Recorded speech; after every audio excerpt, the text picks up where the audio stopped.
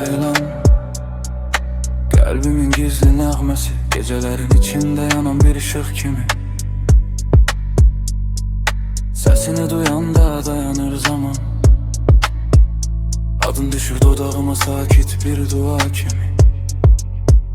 Gözlerin bahar yağışı tek saf, bakışında itip gedir bütün dertlerim. Sen gelenden sonra değişti dünya, renk aldı susmuş bütün hislerim.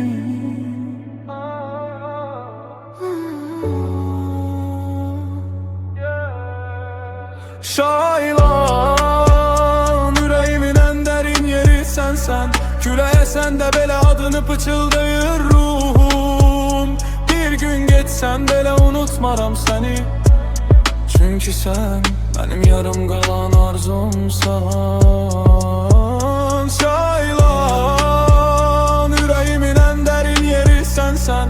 Küləyə sən də belə adını pıçıldayır ruhum. Bir gün geçsen belə unutmaram səni. Çünkü sen benim yarım qalan arzumsan.